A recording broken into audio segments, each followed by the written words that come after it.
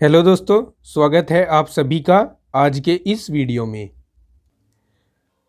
में आप जो पढ़ने वाले हैं वो आपने स्क्रीन पर देख ही लिया है। तो बिना देरी किए वीडियो को शुरू करते हैं। क्वेश्चन 29 है, बताओ उस संदूक के बनाने में कितने घन सेंटीमीटर लकड़ी लगेगी जिसकी बाहरी लंबाई, चौड़ाई और ऊंचाई क्रमशः 150 सेंटीमीटर, 75 सेंटीमीटर और 60 सेंटीमीटर है और लकड़ी 5 सेंटीमीटर मोटी है। तो देखिए दोस्तों, अपने पास एक संदूक है। इस क्वेश्चन में आप मान लीजिए कि ये वह संदूक है।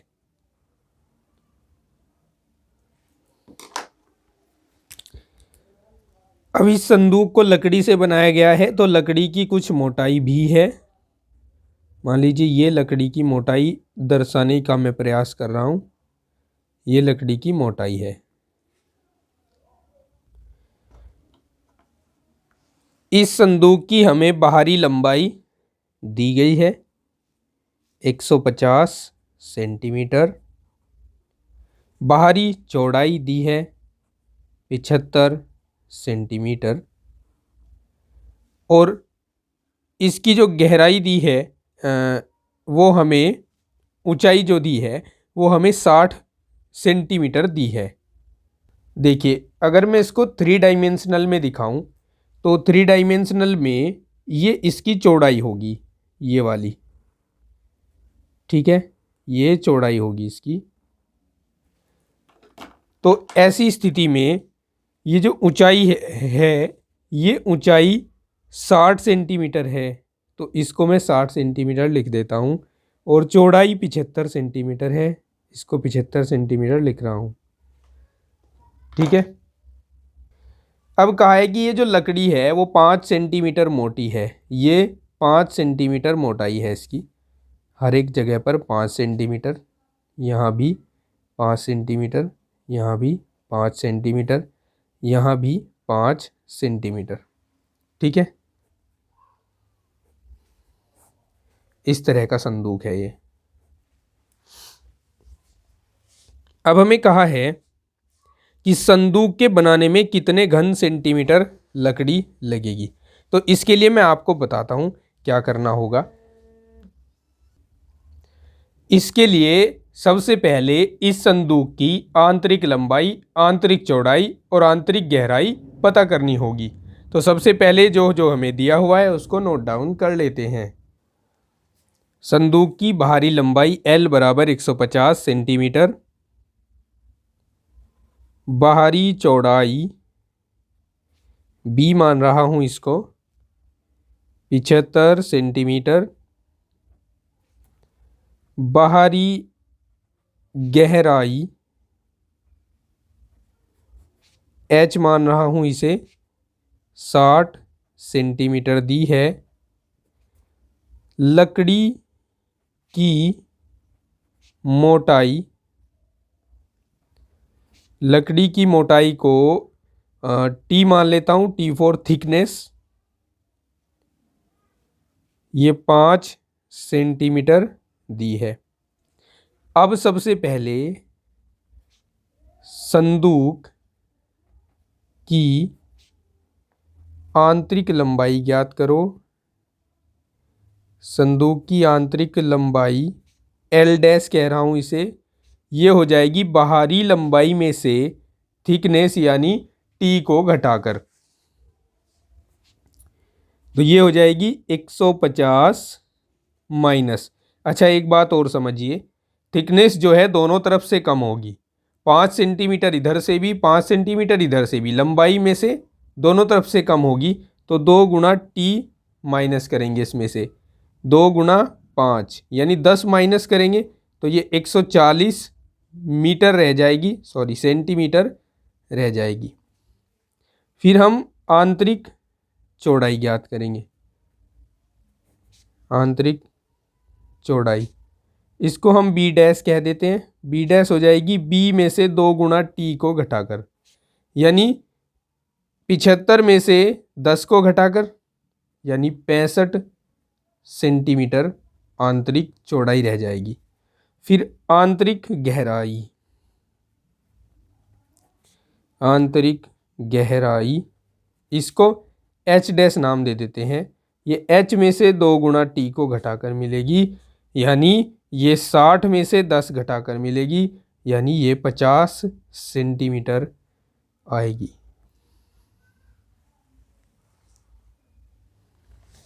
अब हमें लकड़ी का आयतन ज्ञात करने के लिए संदूक के बाहरी आयतन में से आंतरिक आयतन को माइनस करना है।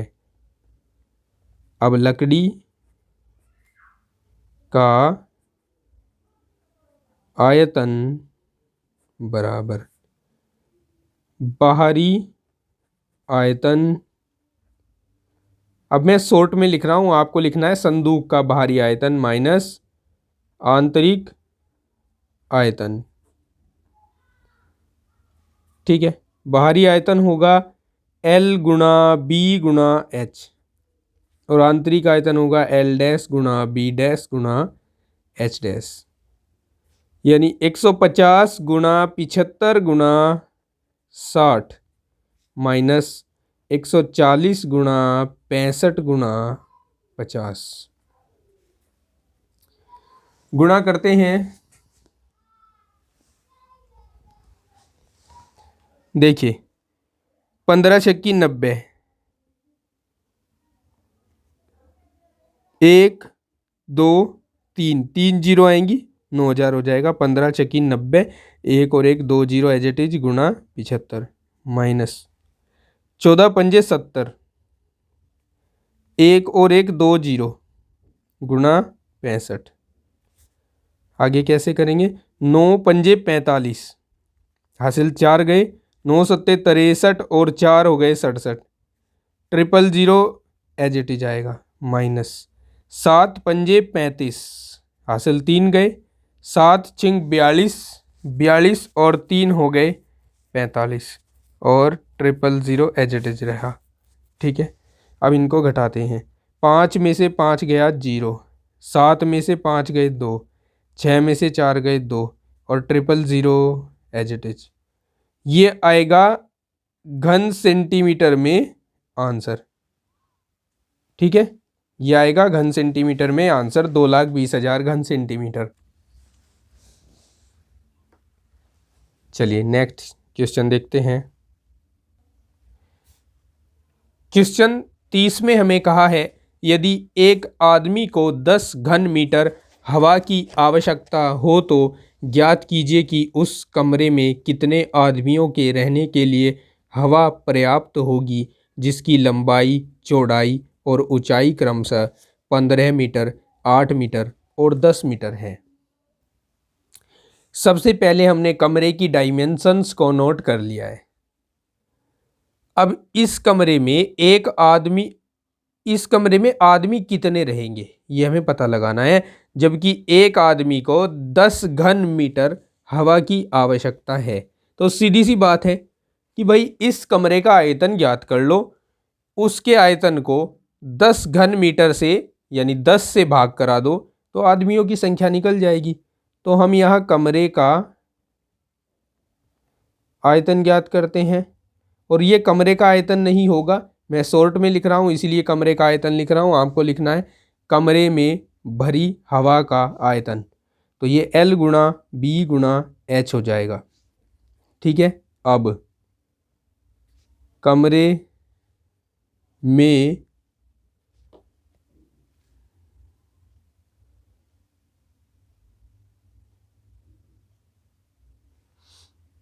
रह सकने वाले आदमियों की संख्या, कमरे का आयतन यानी L गुणा B गुणा H बटे एक आदमी के लिए पर्याप्त हवा यानी 10, तो 15 गुणा 8 गुणा 10 बटे 10, 10 से 10 कट गया, 15 अट्ठे 120, 120 आदमी रह सकते हैं उस कमरे में। यही इस क्वेश्चन का आंसर है।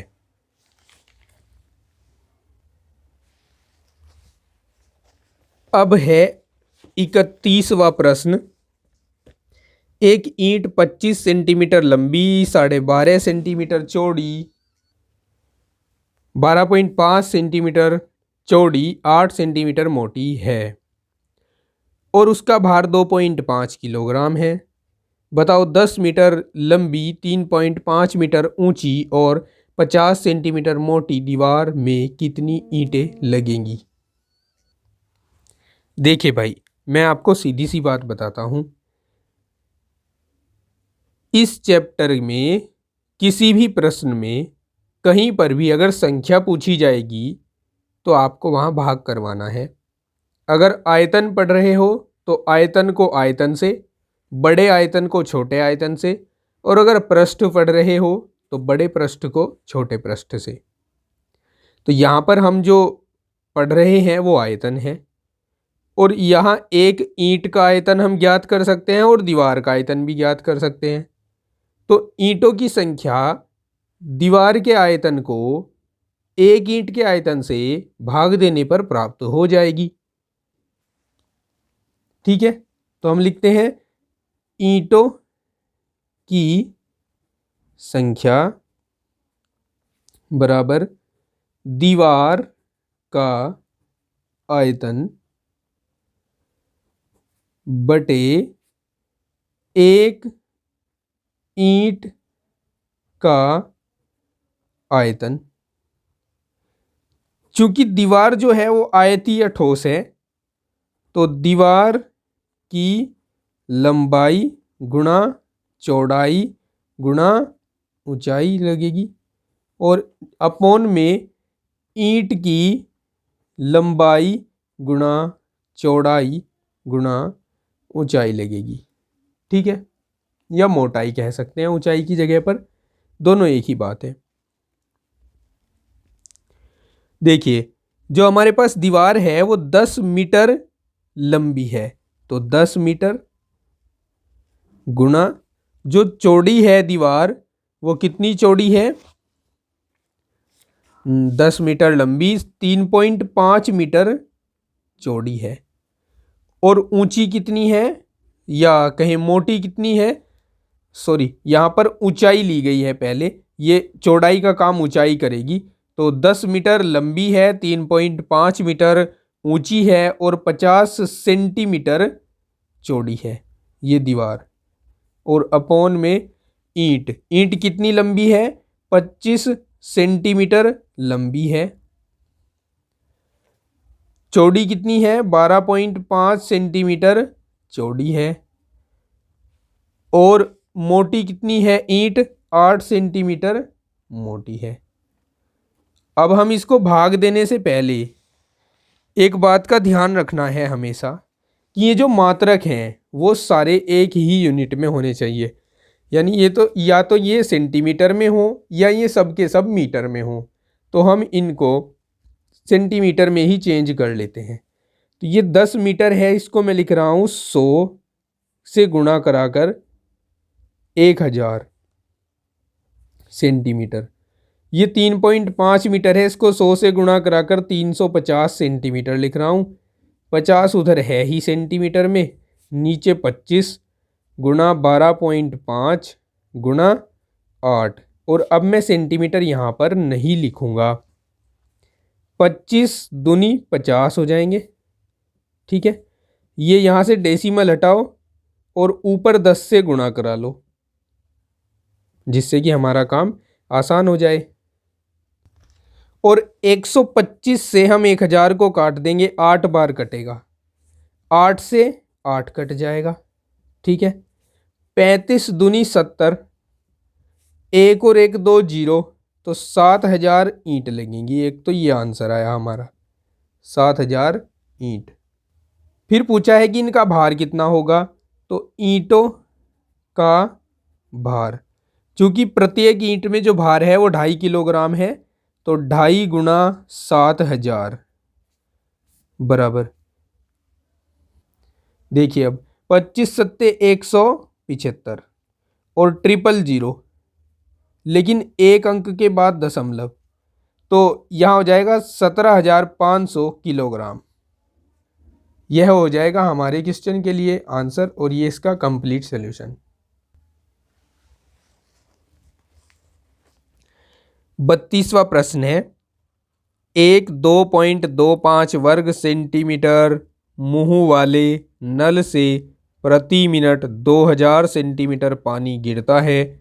बताओ उस होज के भरने में कितना समय लगेगा जिसकी लंबाई, चौड़ाई और गहराई क्रमशः 2.25 मीटर, 2 मीटर और 1.5 मीटर है। अब दोस्तों समझिए, यहाँ पर भी आपको एक तरह से संख्या ही पूछ ली है। वहाँ तो इससे पीछे वाले क्वेश्चन में ईंटों की संख्या लिख दी थी। अब यहाँ पर संख्या किसकी पूछी है, आपको इसे अपनी नॉलेज के बेस पर समझना है। देखिए, वहाँ आपको ईंटों की संख्या पूछी थी, यहाँ ये ऐसा समझ लीजिए आपको मिनटों की संख्या पूछी है कि कितनी मिनट लगेंगी। तो यहाँ भी हमें बड़े आयतन को छोटे आयतन से भाग ही करवाना है। अब बड़ा आयतन यहाँ किसका है भाई, होज का बड़ा आयतन है, क्योंकि होज को नल भर रहा है तो होज का बड़ा आयतन होगा। और छोटा आयतन किसका है, नल का है। नल कैसा होता है, बेलनाकार होता है नल, ठीक है।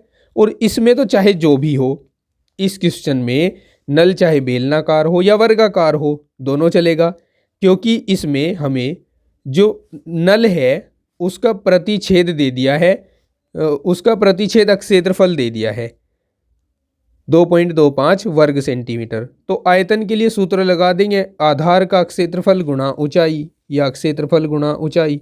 और ऊंचाई या कहें लंबाई, लंबाई इसमें क्या है, ये जो 2000 सेंटीमीटर दिया हुआ है ये इसमें लंबाई है। तो चलिए शुरू करते हैं, बड़े सिंपल वे से इस क्वेश्चन को अब हम सॉल्व करेंगे। तो हमें दिया गया था नल के मुंह का क्षेत्रफल 2.25 वर्ग सेंटीमीटर। हमें दर दी गई थी पानी गिरने की, जिसको हमने कुछ इस तरह से अपने शब्दों में लिखा है, 1 मिनट में पानी द्वारा चली गई दूरी, जिसको हम लंबाई भी कहेंगे, ये 2000 सेंटीमीटर है। होज की लंबाई दी है 2.25 मीटर। अब इसको मीटर में तो रख नहीं सकते क्योंकि ऊपर वाले मात्रक सेंटीमीटर में है, तो इसको हम सेंटीमीटर में चेंज करने के लिए 100 से गुणा कराएंगे, जिससे ये दशमलव हट जाएगा और 225 सेंटीमीटर आएगा। चौड़ाई हो जाएगी 100 से गुणा कराकर 200 सेंटीमीटर और गहराई हो जाएगी 100 से गुणा कराकर 150 सेंटीमीटर। अब होज को भरने में लगा समय, ये समय मिनटों में निकलेगा, मिनटों में। ये हो जाएगा होज का आयतन, होज का आयतन बटे 1 मिनट में नल से निकले पानी का आयतन, ठीक है। होज का आयतन होगा होज की लंबाई जो कि 225 है, गुणा चौड़ाई जो कि 200 है, गुणा ऊंचाई जो कि 150 है। और होज नल से निकले पानी का आयतन होगा आधार का क्षेत्रफल, जो कि नल के मुंह का क्षेत्रफल जो कि दिया है 2.25 और गुणा ऊंचाई जो कि है या लंबाई जो कि है 2000। 0 से 0 कट गया, इन दोनों 0 और 2 से ये दोनों 0 और 2 कट गए। यहाँ से डेसिमल हटाया, ऊपर 100 से गुणा करा दिया, 225 से 225 कट गया, 15 की गुणा 100 के साथ कराई तो 1500 मिनट आ गया, जिसको हम घंटों में चेंज करने के लिए 60 से भाग कराएंगे। 1500 बटे 60, 0 से 0 कट गया और 6 से इसको काट कर आएगा, कितना आएगा 25 आएगा ना, 25 छक्की 150, हाँ 25 घंटे इसका आंसर होगा। समझ गए। तो दोस्तों इस वीडियो में इतना ही। आगे वाले क्वेश्चन नेक्स्ट पार्ट में करेंगे। तब तक के लिए take care, bye bye, have a nice day.